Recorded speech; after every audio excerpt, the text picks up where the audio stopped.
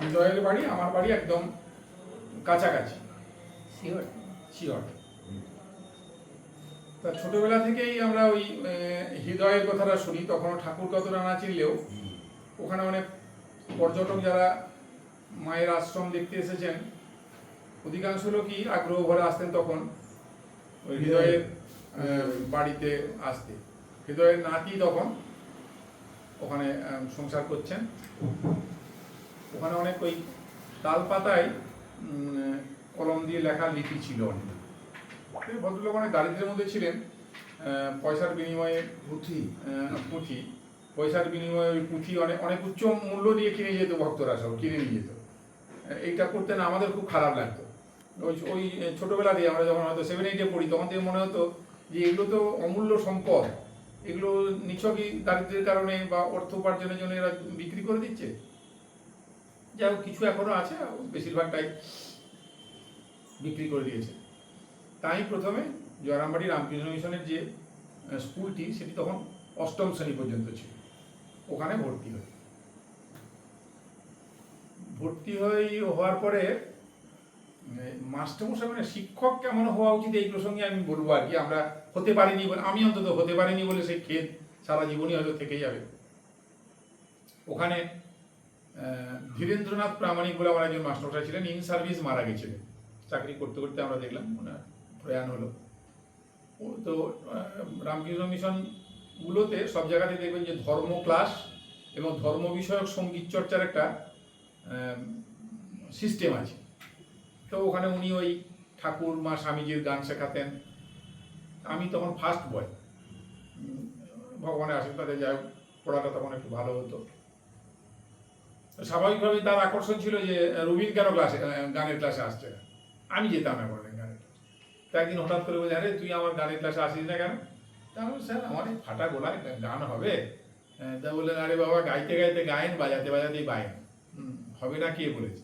কে বলতে পারে তুই পরে না ভালো বড় গায়ক হতে পারিস? যদি আমি তারপরেও যাইনি, কারণ আমার কেমন ধারণা হতো যে এই গোলাতে গান হতে পারে না। কিন্তু উনি আমাকে স্নেহ করতেন না। তারপরে বহুবার বলেছেন আয় না, ভালো লাগবে তোর। আবার দেখেছি আমাদের একজন মাস্টারমশাই ছিলেন বিনয় কৃষ্ণ বিশ্বাস বলে, ফিজিক্সের মাস্টারমশাই। সেই বিনয়বাবু পরে রোড অ্যাক্সিডেন্টে মারা গেলেন, রিটায়ার করার অনেক পরে। তা ওনাকে দেখেছি যে কখনো ঘড়ি পড়তেন না।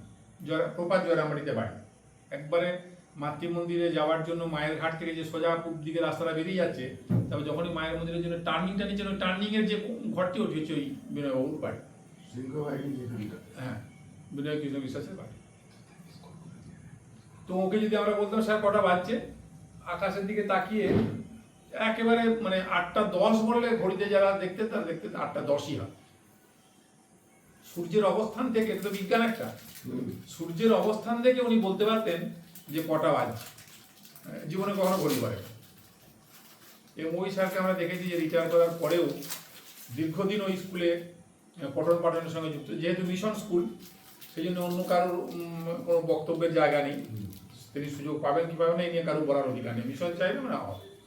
তো উনি অ্যাসিস্ট্যান্ট মাস্টারমশাইও ছিলেন, দীর্ঘদিন উনি ক্লাস করেছেন। এমন একটা সময় হলো যে কোনো পিয়ন নেই স্কুলে, কোনো পিয়ন নেই। তা উনি মিশনে চাবি থাকতো, সমস্ত চাবি তালা। তা উনি চাবি নিয়ে আসতেন, চাবি খুলতেন, সব ক্লাসরুমের চাবি খুলতেন, উনি ঘন্টা দিতেন। এবং তারপরেই ওনার আগের যে রুটিন ছিল সেই রুটিন অনুযায়ী ওনার যা ক্লাস থাকতো সেই ক্লাসে উনি আবার চলে যেতেন। আবার ক্লাসেরই একদম শেষের দিকে এসে পরের ঘন্টাটা দিয়ে যাতে পরের ঘন্টা শুরু হতে পারে ঘন্টা দিতেন। মানে এই ডেডিকেশন আমরা দেখেছিলাম একজন মাস্টারমশাইয়ের ছিল। তারও পরে স্কুল শেষে ওখানে প্রতিদিনই কিছু না কিছু কনস্ট্রাকশনের কাজ হতো। সেসব কাজের দেখভালও উনিই করতেন এবং তাদের পেমেন্ট করতেন। সেই পেমেন্টের হিসেব মিশনে গিয়ে বুঝিয়ে দিতেন, তারপরে বাড়িতে দিতেন। আমাদের মাঝে মাঝে মনে হয় আমরা একটু আধটু কিছু করলে মনে হয় বিরাট করছি। তো ওদের এই যে অবদান, একটা ভালোবাসা, একটা প্রতিষ্ঠানের প্রতি যে ত্যাগ, সেটা তার কতটুকু আমরা ভালো, এইটা মনে হয়। আবার যখন আমি কানাইবাবু বলে একজন মাস্টার ছিলেন, কানাইলাল বন্দ্যোপাধ্যায়, তা আমি অষ্টম শ্রেণীতে উত্তীর্ণ হওয়ার পর আমার বাড়ির অবস্থা খুব খারাপ, তখন প্রায় খেতে পাচ্ছি না, নিরন্ন অবস্থা একেবারে। সে তার একটা অন্য দিক, সে পরে কোনো সুযোগ হলে বলবো। তো সেই আমাদের গ্রামের যে অধরমিত্র হাই স্কুল ছিল সেখানেই ভর্তি হওয়ার একটা ঠিক হলো, যে যেহেতু পড়াশোনাটাই ভালো তাই ওরা আমাকে বিনা পয়সায় ভর্তি করবেন। আমার খুড়তুতো দাদা ওই স্কুলের টিচার, তিনি তখন যুব কংগ্রেস করেন, ভালো প্রতিষ্ঠিত নেতা, খুব ভালো অভিনয় করতেন, ধনঞ্জয় পাত্র তার নাম, কেউ কেউ নাম শুনে থাকলেও পারেন, কাছাকাছি ক্লাবের কর্মকর্তা ছিলেন। তো ধনঞ্জয় দা বললেন যে তাহলে বাবাকে বললেন কাকা তাহলে ভাই আমাদের স্কুলেই ভর্তি হোক, আমি সব দায়িত্ব নেব। আমি ট্রান্সফার সার্টিফিকেট আনতে এসেছি জোড়ামারি রামকৃষ্ণ মিশন স্কুলে। তো কানাই বললেন কিরে কোথায় ভর্তি হচ্ছে না, প্রথমে তো টিসিটা নেওয়ার পর বুকে জড়িয়ে ধরে ওরা হাওয়া করে কাঁদছে, মানে যেন সন্তান বিয়োগ হচ্ছে এরকম। এই যে ভালোবাসা পাওয়া খুব মুশকিল। আজকের দিনে আমরা তো অনেক মেকানিক্যাল হয়ে যাচ্ছি, যান্ত্রিক হয়ে যাচ্ছি। এতখানি দরদ দিয়ে ছেলেদেরকে ভালোবাসা, এটা আমার খুব মানে বিচিত্র অভিজ্ঞতা একটা। খানিকক্ষণ কাঁদলেন, আমিও কাঁদলাম, তারপরে বলছে কোথায় ভর্তি হই? অধরমিত্রতে ভর্তি হবি, বাবাকে বলে যাবো না, গরু কিনে দিতে, গরু চড়াবি। ওখানে কেউ পড়ে? ওই স্কুলে তখন সেই নতুন এস্টাবলিশড হচ্ছে, আর একদম একটা সেই মুসলিম অধ্যুষিত এলাকাতে স্কুল, ওখানে তেমন মানে স্কুলটা তখন সেই সুখ্যাতি হয়নি। তো বোকাটে বোম্বেটে ছেলেপেলেরাই পড়ে, এরকম একটা পরিচিতি আছে। ওখানে পড়বে, আমি তো জানেন আমি খেতে পাই না, আমি কোথা থেকে বাইরে কোথায় আর পড়তে হবে না। সাধুকে বল, মানে হেডমাস্টার সাহেবের নাম সাধুগোপাল চক্রবর্তী, উনি আবার আমাদের কুলো পুরোহিত। নবগোপাল চক্রবর্তী এখানে এআই ছিলেন, কেউ কেউ চিনে থাকবেন, নবগোপাল চক্রবর্তী দাদা। ওই সাধুকে বলে দিচ্ছি আমি, সাধু কামারপুর মিশনে যিনি অ্যাসিস্ট্যান্ট হেডমাস্টার মশাই রবি চক্রবর্তী, রবি চ্যাটার্জি, উনি মহারাজ ওদের স্কুলের হেডমাস্টার ছিলেন। স্বামী সুবিচারানন্দ আমার সময় যিনি হেডমাস্টার ছিলেন। যেহেতু মহারাজ হেডমাস্টার, তাহলে সিভিলিয়ান যিনি তারই কর্তৃত্ব সবারই, তিনিই সব করেন। মহারাজ নামকাও আসতে হেডমাস্টার মশাই, ডিসিপ্লিনটা রাখার জন্য। তো বললো প্রবীরবাবু আমাদের গ্রামের লোক, তাই বললো আমি বলে দিচ্ছি যে সাধুবাবুর কাছে নিয়ে গেল, হেডমাস্টার মশাইয়ের কাছে নিয়ে গেল কানাইবাবু ধরে। সাধু, রবীন্দ্র খুব ভালো ছেলে, ওই অধনীতিতে পড়লে নষ্ট হয়ে যাবে, কিছুই হবে না ছেলেটা, তুমি একটা চিঠি লিখে দাও প্রবীরকে, যেন বিনা পয়সায় ভর্তি করে নেয় আর যেন ওকে পড়তে সাহায্য করে। উনি একটা চিঠি লিখে দিলেন, হাত চিঠি। আমি সেই চিঠিটি নিয়েও সন্ধ্যেবেলা প্রবীরদার বাড়ি গেলাম। কামারপুর মিশনের আবার টিচারদের সব দাদা বলার একটা সিস্টেম, এখন বড় বড়রা দাদা বলে মাস্টারমশাই। প্রবীরদার ওখানে গেলাম, প্রবীরদাকে প্রণাম করে চিঠিটা দিলাম, বললাম এই নম্বরটাও দেখালাম যে বাহ ভালো ছেলে, চলে আয়, কালকে চলে আয়, ব্যবস্থা হয়ে যায়। পরের দিন চলে গেলাম, ভর্তি হয়ে গেলাম। তো প্রবীরদার সম্পর্কে যদি দুটো কথা না বলি তাহলে অসম্পূর্ণ থাকবে বলাটা। অধিকাংশ দিনই আমি হয়তো দুপুরে মানে স্কুলে যাওয়ার সময় কিছু খেয়ে যেতে পেতাম। তা যখনই আমি টিফিনে ছুটি চাইতাম তখন উনি বুঝতে পারতেন যে খেয়ে আসেনি। উনি তখন পকেট থেকে পয়সা নিয়ে বলতেন যা হোটেলে খেয়ে, কাছেই হোটেল মিশনে, কামারপুর মিশন যারা দেখেছেন তারা দেখেছেন, কাছেই বাজারটা, হোটেলে খেয়ে আয় টিফিনে, দিয়ে আবার ক্লাস করে। এটা দীর্ঘদিন, মানে একদিন করেছেন দুদিন করেছেন এমন না। এইটা খুব বিরল পাওয়া। আবার একবার ছেলে তো খুব ভালো ছিলাম এমন নয়, পড়াশোনাটা একটু ভালো করলে এদিকে এইসব বদমাইশি বুদ্ধি অনেক ছিল। একদিন ক্লাসটাতে আমাদের খুব গোলমাল হচ্ছে, আর আমাদের ক্লাসটা ছিল অফিসের গায়ে, তখন আমি 10-এ পড়ি, 9-এ ভর্তি হয়েছি ওখানে, 9 আর 10। আর মহারাজেরই ক্লাস, একটি ধর্মের ক্লাস থাকতো, সেই ধর্মের ক্লাস। স্বামী সুবিচার, উনি খুব লম্বা পাতলা ছিলেন, খুব হাইট ছিল, সে সবসময় টেবিলে বসতেন একদম এরকম করে, ওই সবসময় ভয় ছিল যে কোমর পড়ে যায় পাচ্ছে, সে সবসময় এরকম বসতেন, হাঁটতেন একদম সোজা। তা দেরি হয়েছে, ছেলেগুলো ক্লাসে খুব গোলমাল করছে। মহারাজ হঠাৎ দৌড়ে এসে মানে রাগ সামলাতে না পেরে খুব কটু কথায় গালাগাল করেছেন, সারা যত সব বীজের দোষ। ওই যে যত সব বীজের দোষ বলেছে, তখন আমার মাথায় রিয়াকশন হয়েছে বাবা মাকে গাল দেওয়া হবে। এবার আমি তো খুব বিদ্রোহী হয়ে উঠলাম। পরের দিনে বললাম মহারাজের ক্লাস বয়কট হবে, হবে না, ক্লাস করবো না, বাবার মায়ের নামে গালাগাল করেছে। পরের দিনে যখন শেষের দিকে ক্লাসগুলো থাকতো স্যারের মহারাজের, সপ্তম পিরিয়ডে যখন মহারাজ ক্লাস নিতে গেছেন, যে দেখছি ক্লাসে কোনো ছেলে পেলে নাই। কি ব্যাপার? আমাদের যে পিয়ন তাকে বলছে যা তো দেখতো ছেলেগুলো কোথায় গেল, একটাও ছেলে নাই কেন, তা ওই সব বটতলায় বসে আছে দেখুন ওখানে, কেন যা এখন জিজ্ঞেস কি না কালকে নাকি এসছে আমাদেরকে আমরা বলেছি, আমরা বলছে যে কালকে নাকি আমি কি গালাগাল করেছেন ওদের মা বাবাকে নিয়ে, সেই জন্য ওরা কে নেতা ওদের বলেছে রবি। উনি আর ডাকাডাকির কোনো ব্যাপার নেই, নিজেই টাইপ করতেন, টাইপ মেশিনে তখন ছিল, নিজেই টাইপ ফাইপ করে বলে এই চিঠিটা ওকে রবিকে দিয়ে ওটাতে গার্জেন করো যে তোমার ছেলেকে সাসপেন্ড করা হবে না কেন, স্কুল থেকে তাড়িয়ে দেওয়া হবে না কেন, মিশন স্কুল সে নিয়ম শৃঙ্খলা জানে না, এ তো হবে না। এর বাবা ভীষণ রাগি ছিল, আমি কি রাগি, আমার থেকে শতগুণ রাগি ছিলেন বাবা। তার নানা কারণও ছিল, সামাজিক অবক্ষয় ইত্যাদি, তার উপরে সামাজিক নির্যাতন, তাতে হয়তো আরও ভেঙে পড়ে বেশি রাগি হয়ে গেছিলেন। বাবাকে দেখালে তো বাবা মেরে ফেলবে, অথচ মহারাজ বলেছে কালকে গার্জেনকে আসতে হবে, তাহলে কি করা যায়, আমি প্রবীদার আশ্রয় নিলাম, ওনার বাড়ি চলে গেলাম,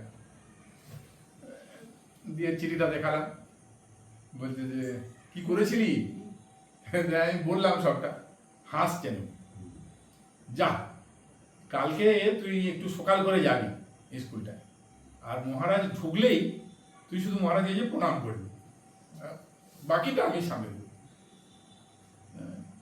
ভয় ভয় আছি কি হবে না হলে দাঁড়িয়ে দিবে, আর ওই অবস্থায় দাঁড়িয়ে দিয়ে মানে পড়তে পারবো না, পরীক্ষা দেওয়া হবে না, 1 বছর লস হবে, নানা দুশ্চিন্তা নিয়ে গেলাম।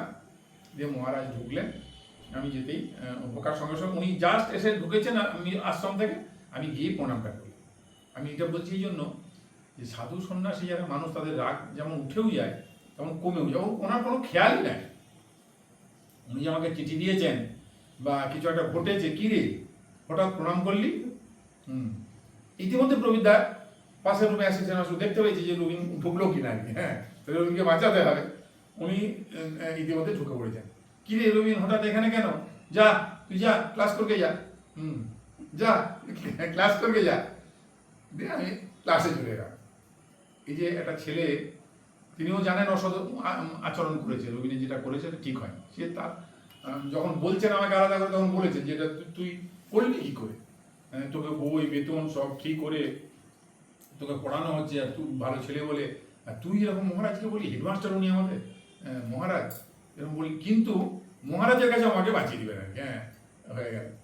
আর একজন মাস্টারমশাই, অনেক মাস্টারমশাইয়ের কথা বলতে গেলে সময় অনেক বেশি লেগে যাবে, কিরণময় বিশ্বাস, উনি ডাক্তারি করতেন, হোমিওপ্যাথি ডাক্তারি করতেন, সেই জন্য ডক্টর কিরণময় বিশ্বাস বলতো সবাই।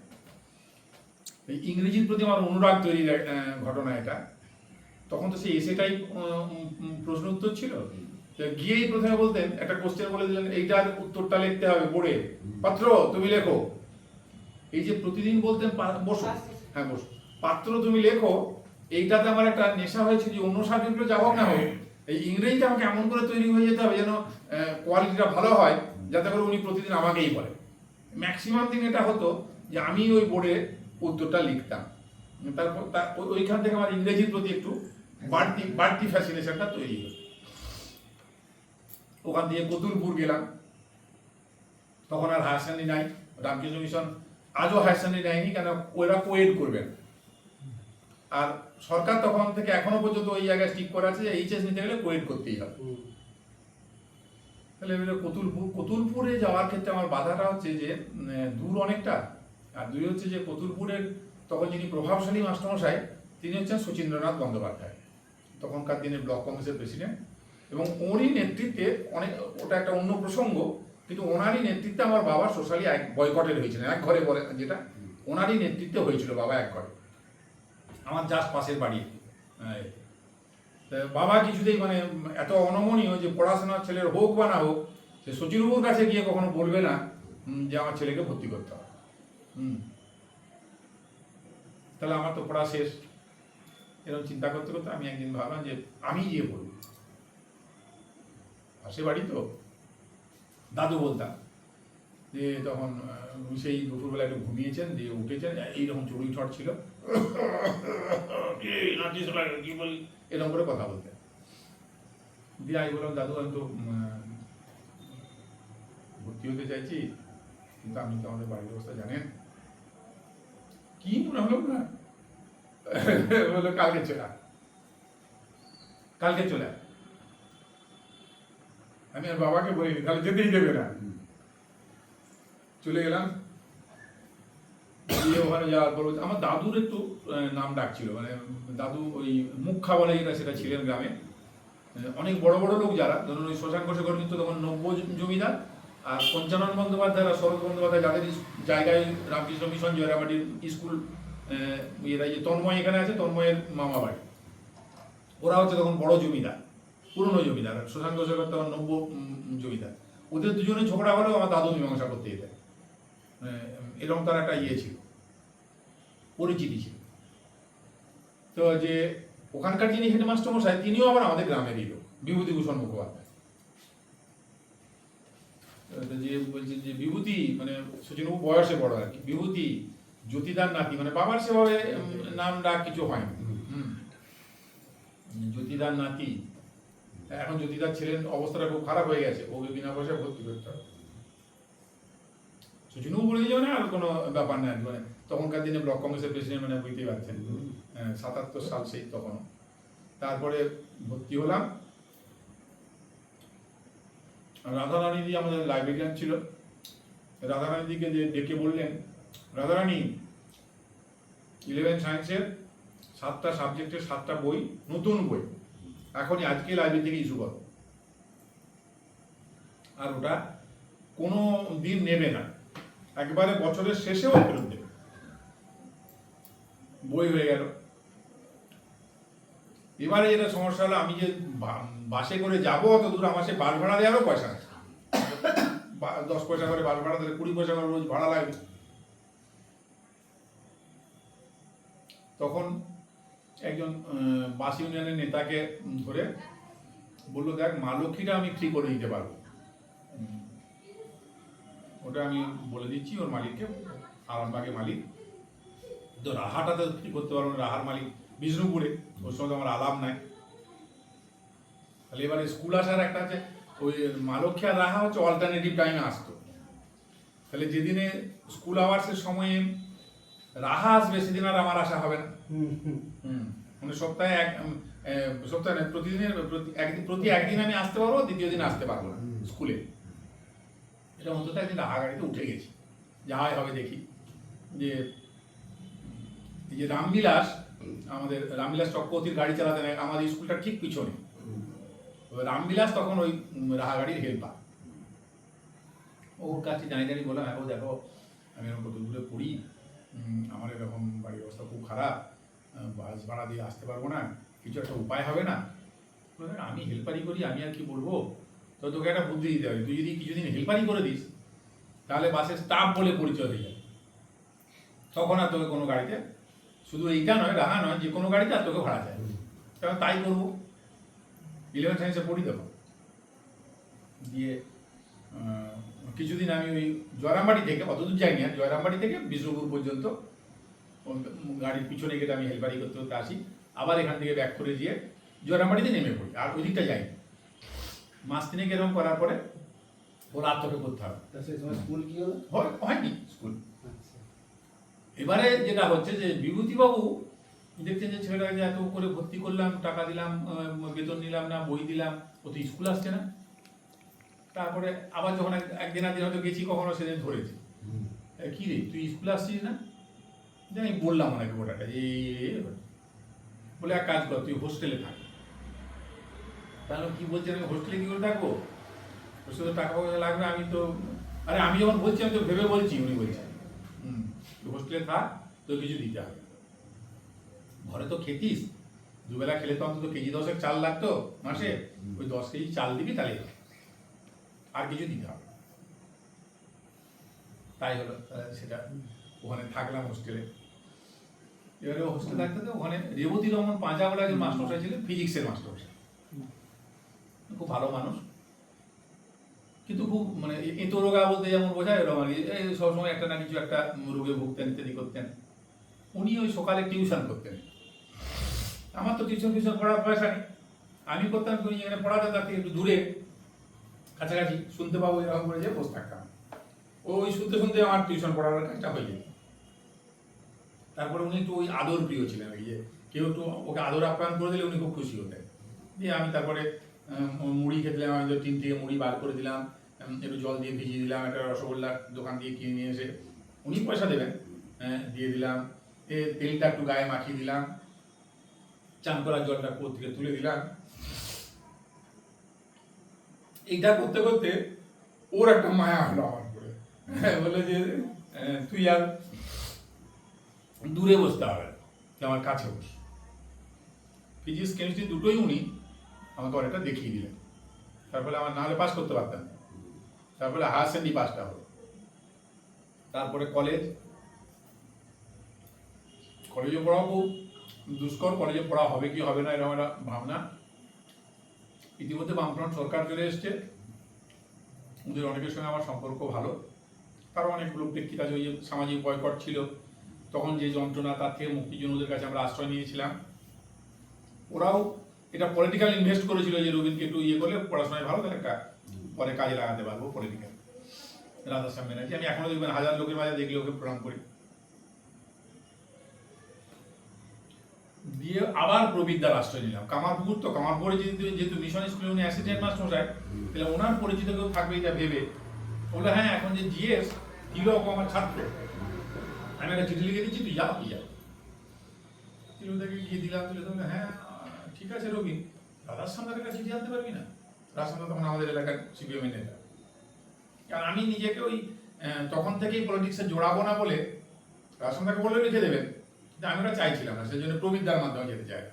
আর ও সেই বারবার রোজই ঘোরায়, হ্যাঁ ঠিক আছে তো কালকে দেখছি ভর্তি করে দেওয়া যেতে পারে, রাধাশ্যামদার একটা চিঠি আনতে পারবি না? 2 দিন 3 দিন ঘোরার পর মনে হলো আর উপায় না, ওটা ওখানেই করতে হয়, রাধাশ্যামদার চিঠিটাই দিতে হবে। রাধাশ্যামদাকে গিয়ে বললাম, চিঠি লিখে দিলাম, ভর্তি হয়ে গেলাম। কামারপুর কলেজ বিজিতে সেই অ্যাডমিশন টেস্ট দিতে হতো তখন। আমি আমাদের 31 জন পরীক্ষা দিয়েছিলাম, আমি 3rd হয়েছিলাম অ্যাডমিশন টেস্ট। ভর্তি হলাম, ভর্তি হওয়ার দিনেই আমার 3 জন সিনিয়র, তার একজন আমার প্রায় পাশের বাড়ি, আর 2 জন একটু দূরে দূরে। একজন তার মধ্যে জমিদার পরিবারের ছেলে, জিপঠের যে জমিদার পরিবার, বিনয় কৃষ্ণ রায় নাম করা জমিদার ছিলেন, তার ছেলে বটকৃষ্ণ রায়। তো ওরা আমাকে ডেকে 2টো করে বই, 3 জনের 6খানা বই দিলাম অনার্স পড়া। তাহলে আমার একটা ফ্রি ভর্তিও হয়ে গেল আর বইও হলো। এবারে মানে দুর্ভাগ্য যখন হয় তখন এবার হলো কি, সেই দিনেই এসে ভাই একটা মিছিল আছে, তিলকদা তো আমাকে ভর্তি করে দিচ্ছে রাধাশ্যামের মাধ্যমে, তাহলে পার্টির লোক রবীন একটা মিছিল আছে, চ মিছিলটা যাবে।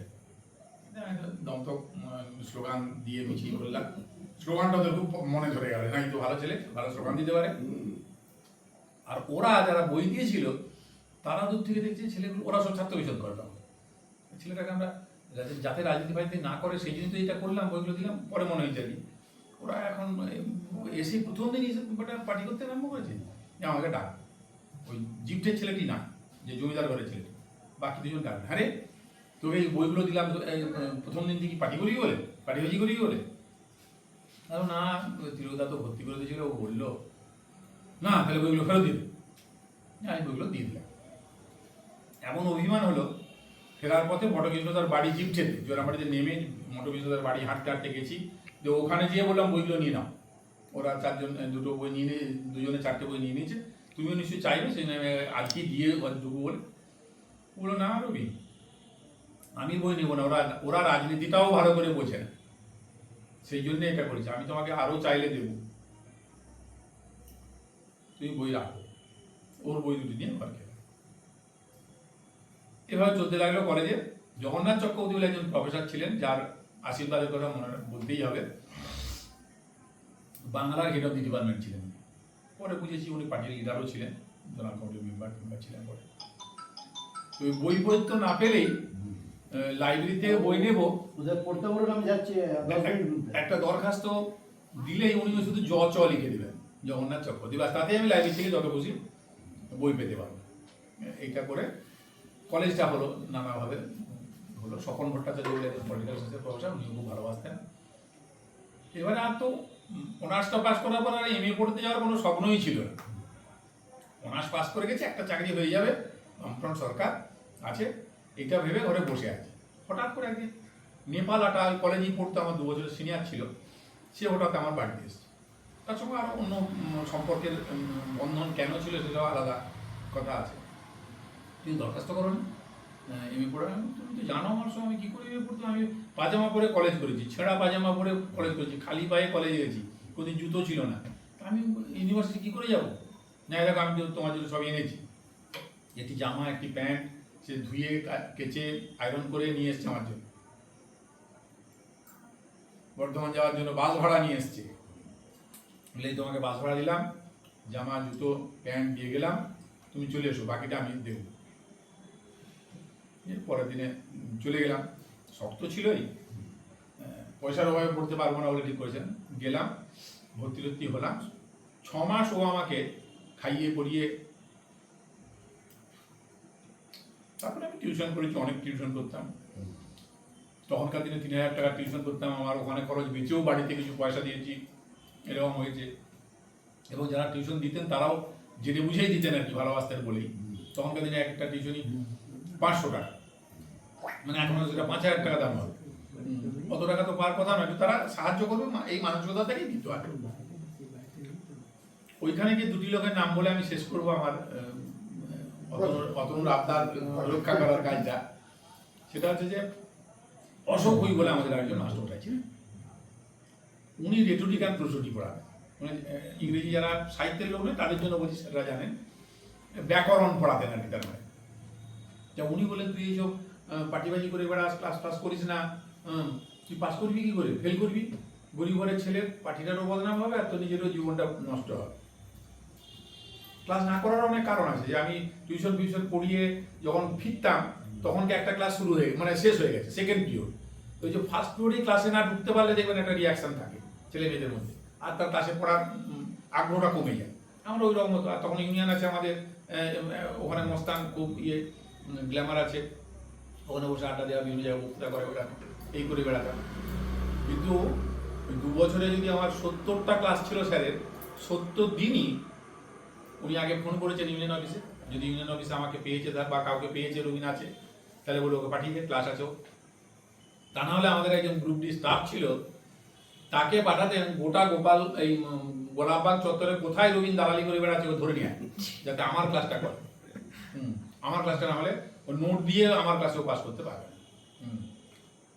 ধরে নিয়ে আসতেন, যে শেষে একদিন তো খুব রেগে নিয়ে, তুই যদি পাস করতে পারিস আমার নামে একটা কুকুর পুষবি, কুকুরটার গলায় ঝুলে যাবে, অশোক লিখে রাখবে। তারপর তো বহুদিন ওনার সঙ্গে অভিমানে আর কথা বলিনি। তারপরে রেজাল্ট বেরোনোর পর যখন গেছি ওনার বাড়িতে, খুব ভালোবাসতেন।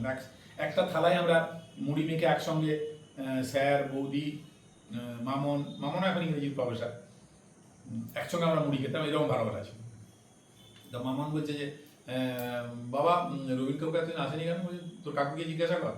আমি বলেছিলাম ও ফেল করবে, সেই জন্য আজকে দেখাতে এসছে পাস করেছে বলে। না তা নয়, ওটা বলেছিলেন বলেই হয়তো পাসটা করেছি। আরেকটি লোকের কথা বলতেই হবে, সেটা হচ্ছে জনার্দন রায়। উনি আমার মাস্টারমশাই নন, কিন্তু ওখানকার তখন পরে সেন্ট্রাল লাইব্রেরিয়ান হয়েছিলেন। আমি যখন পড়ছি তখন উনি সংস্কৃতের লাইব্রেরিয়ান। উনিও একদম গরিব ঘরের ছেলে ছিলেন, মাস্টার ডিগ্রি করার কারণ অনেক কষ্ট করে পড়েছিলেন, এইসব ইতিহাস ছিল, চিত্তরঞ্জন হোস্টেলে থাকতেন, আমাকে খুব ভালোবাসতেন। আমি প্রথম বছর 3 মাসের মাথায় গিয়ে ওখানে এসএফআই সেক্রেটারি হয়েছিলাম। আমার অ্যাক্টিভিটিস দেখে ওরা বাইরের জেলার ছেলে সহজে নিতে চায় না, নিজের জেলার ছেলেকে ওরা করতে চায়, কিন্তু আমাকে 3 মাসের মাথায় ইউনিট সেক্রেটারি করেছিল। এবং সেটা সুবিকাশ চৌধুরী, বুড়োদর চৌধুরীর ছেলে, ও ছাড়ছে ইউনিট সেক্রেটারি আর আমি হলাম আর কি। সেটা ওরও একটা অবদান ছিল, ওর একটা ইয়ে ছিল, বাঁকুড়া জেলার ছেলে, ওকেই দিয়ে যাবো। আর ওরাও, জোনাদারাও রবীন পারবে এইরকম ভাবনা থেকে আমাকে ইউনিট সেক্রেটারি করেছিল। জোনাদা প্রচুর ভালোবেসেছে আমাকে, মানে ওরকম মানুষ না থাকলে, যেমন নেপালদা না থাকলে হতো না আমার পড়াটা, তেমনই আমি গ্রীষ্মের ছুটি, পুজোর ছুটি, তখন তো অনেক দীর্ঘ সময় করে থাকতো, 1 মাস করে, ঘরকে আসতাম না। ঘরকে তো খেতে পাবো না, এই পাবো না, তাহলে ওখানে থাকলে বরং তবু টিউশন ফিউশন পার্টি ফাটি এইসব নিয়ে আনন্দে থাকা যাবে। গ্রীষ্মের ছুটি যেদিন শুরু হবে তারপর দিনেই, তার আগের দিনেই বস্তায় করে চাল, আলু, একটা ইলেকট্রিক হিটার নিয়ে আমাকে দিতে এসে, কী গো তুমি তো ঘর যাবে না জানি, আর এখানে তো হোস্টেল বন্ধ, তাহলে কি খাবে?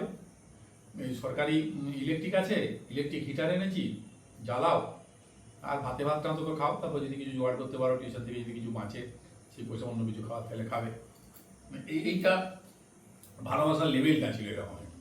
আমার মেজদির বিয়ে শুনেছে, জমি জায়গা বিক্রি করতে হয়েছিল, একটা জমি আমাদের ছিল 2 বিঘা জমি, একটা জমি 2 বিঘা, সেটা বেঁচে দিতে গেলে ওটা আমার কাছে এখনো ওই যন্ত্রণার আর কি, যে ওটা আমি আর এখন চাইলেও পাবো না। ওটা যারা নিয়েছে তাদের কাছে আর অনেক বেশি দাম দিয়েও নেওয়ার কোনো স্কোপ নেই, তারা বিক্রি করবে।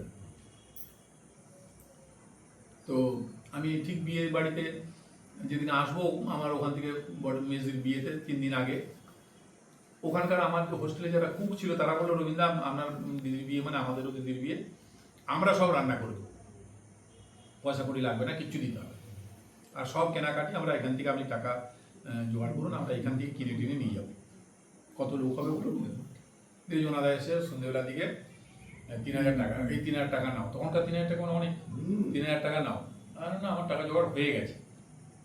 বললো না, এটা পার্টি তোমাকে দিল, তুমি এই যে পার্টিতে এত পরিশ্রম করো, তোমারও তো একটা ভূমিকা আছে, এটা তোমার লোন নয়, এটা পার্টি তোমাকে ইয়ে করবে। আবার আমরা যাবো দার্জিলিং যাবো বেড়াতে, সেই কলেজের হয় না, ডিপার্টমেন্টাল ট্যুর হয়, এডুকেশনাল ট্যুর, আমি এজিএস ক্লাস রিপ্রেজেন্টেটিভ সব করছি অ্যারেঞ্জমেন্ট, কিন্তু আমার টিকিট কাটিনি, মানে আমার যাওয়া খরচা করা পয়সা করি নাই। যেদিন যাবো তার আগের দিন রাত্রেবেলা, যেদিন যাওয়া আর কি, মানে আমি ওই স্টেশনে তুলে দিয়ে চলে আসবো, এরকমটা মনে মনে ভাবা আছে। উনি আলাদা করে আমার জন্য একটা টিকিট কেটেছেন দার্জিলিং যাওয়া, প্লাস 1000 টাকা নিয়ে দিতে এসছেন। কি হলো, আমি জানি তুমি তো যেতে পারবে না, পয়সা করি নাই, তুমি চলে ইয়ে করবে, দিয়ে পরের বছর জিততে পারবে না, ফেল করবে, হারবে ওদের কাছে। ক্লাস রিপ্রেজেন্টেটিভ নিজে যদি না যায় তাহলে কি আর হয়? এটা পার্টিই তোমাকে দিয়েছে, তুমি ঘুরে এসো, যাও। মানে এইটা ছিল ভালোবাসা। ভালোবাসাটা যদি আমাদের, আমরা আমি মাঝে মাঝে ভাবি যে আমরা তো ঠিক ওই পর্যায়ে কোথাও কিছু করতে পারিনি। আবার দেখুন, ওই ভদ্রলোক, আমি একটি মেয়ে নতুন গার্লস হোস্টেলের সেক্রেটারি হয়েছে, মানে সে আমার লিডারশিপের সময়টা দেখেনি, তখন আমি অলরেডি পাস আউট হয়ে গেছি, ল পড়ছি, ওখানেই থাকবো বলে। আমার গ্রামের একটি মেয়ে গেছে ভর্তি করতে, হোস্টেল দিতে হবে, নাহলে ওর নতুন বিয়ে হয়েছে, ওর স্বামীও সঙ্গে গেছে, হোস্টেল না পেলে কিন্তু আমরা ভর্তি করবো না। তা আমি ওই মেয়েটিকে ফোন করে বলে দিয়েছি একটা ব্যবস্থা করে দিত। দিয়ে আমি গোলাপবাগ গেছি, রাজবাড়ি গেছি, কাজ সেরে যখন ফিরছি দেখছি মেয়েটা আমার দরজার কাছে কাঁদছে। কি হলো না, মেয়েটা বলছে আমার পরীক্ষা, রবীন্দ্র জানে না। তা আমার খুব রাগ হলো আর কি, আমি পরীক্ষা দিইনি। আমি ওকে সঙ্গে করে নিয়ে গেলাম, দিয়ে একদম হোস্টেল সুপারের সঙ্গে ডাইরেক্ট কথা বলে ওর সিটের ব্যবস্থা করলাম, করে ওকে আসার সময় ওই মেয়েটাকে শুনিয়ে এলাম, আমি পরীক্ষা দিইনি, এইটুকু করা যেত, এই তো করে দিলাম, ব্যবস্থার কাছে করে ওকে পড়া ধমকে দিয়ে এলাম। পরের দিনে এবার আমি যখন ইউনিভার্সিটিতে ঢুকছি, তখন জনাদা দেখেছে, শোন কি বলেছিস কালকে ওকে, ও কাঁদছে ঘরের থেকে, হোস্টেল থেকে, রুম থেকে বেরোচ্ছে না, এবার দেখা করে আসবি। দেখা করে মানে ক্ষমা চেয়ে আসবি আর কি। হ্যাঁ, তাই হলো, দেখো তুমি যদি পার্টিতে আমার তাড়িয়ে দাও, আমি কিন্তু ক্ষমা চেয়ে যাবো, আমি যা করতে যাবো। আমি যা করেছি, তুমি যা শুনেছো ঠিকই আছে, আমি করেছি, কিন্তু আমি ক্ষমা চাই তোর কাছে যাবো, যা শাস্তি তুমি যা দেবে দাও, তুমি তাড়িয়ে দাও তাও আমার দিয়ে বলো বস চা খা। দেখ, তুই যখন সংগঠনটাকে বড় করছিস, তোর যে শ্রম ঘাম ও তো তখন দেখেনি, তোর ডেডিকেশনটা ও জানে না, আর তুই ভাবছিস যে আমার ডেডিকেশন আছে এত, আমার কথা শুনবে না। আমি এই যে শিক্ষা, প্রথমে তো বললো কি এত বড় অহংকার, জনার্দন রায়ের মুখের উপর কথা বলা, তারপরে এটা বসিয়ে বলছে তোর যে ডেডিকেশনটা সে তো দেখেনি, তাহলে ও কেন তোকে শ্রদ্ধা করতে যাবে? তোর এই আশা করাটাই তো ভুল, সেই জন্য তোদের ইয়েটা হয়েছে, দূরত্বটা হয়েছে। তোর মনে হয়েছে ও আমাকে সম্মান করলো না, আর ও ভাব চুকিয়ে পড়ে যে ওকে আমাকে খালি করতে হবে। এইরকম এতগুলো মানুষের, আরো অনেক মানুষের হয়তো আমি সাহায্য, ভালোবাসা, আশীর্বাদ পেয়েছি। এইটা করতে করতে আমি এখানে এলাম। একই সঙ্গে কিন্তু আমি ওই সময় কি দেবেশ ঠাকুর আপনার সিনিয়র ছিলেন? হ্যাঁ, ওইটুকু সেরে দিতে হবে, দেবেশ ঠাকুরটা ভুলে যাও। ওইখানেই আমি ওখানে সিএমএস মর্নিং, সিএমএস স্কুলের খুব নাম ছিল তখন, সিএমএস মর্নিং বলে একটা স্কুল হয়েছে, সেটাও হায়ার সেকেন্ডারি, একদম ওই আমাদের ইউনিভার্সিটি চত্বরের কোণে। তাদের 17 জন মাস্টারমশাই, 17 জনই পার্টির এলসিএম, যিনি হেডমাস্টারমশাই তিনি জোনাল কমিটির মেম্বার। সেই স্কুলে আমার চাকরি হয়েছিল, ইন্টারভিউ দিয়েছিল, হয়েছিল, চাকরি হয়েছিল, প্যানেলে 1 ছিলাম। ওদেরও জয়েনিং লেটার ছিল 14 তারিখ থেকে 1 তারিখ, এই 2 তারিখ, 14 এপ্রিল থেকে 2রা মে। আর এইটা ছিল আমার এক্সচেঞ্জ কর। এখানে আমাকে কেউ চেনে না, ইত্যাদি করে না। প্রদীপ রায়, অচিন্ত রায়ের ভাইপো, তখন ওই বাঁকুড়ার ছেলে কেউ পার্টি করলে, যখনই ও যেত, ওর বউ তখন বর্ধমানে চাকরি করতো, আর উনি তখন পুরুলিয়ায় মাস্টারি করছে, দেখা করতে হবে। আমাকেও চিন্তা যে পার্টি করে ভালো, অথচ গরিব। রবিন, কিছু একটা চাকরি বাকরি হলো রে, কিছু হলো তোর? যেমন হ্যাঁ দাদা, একসঙ্গে দুটো হয়েছে।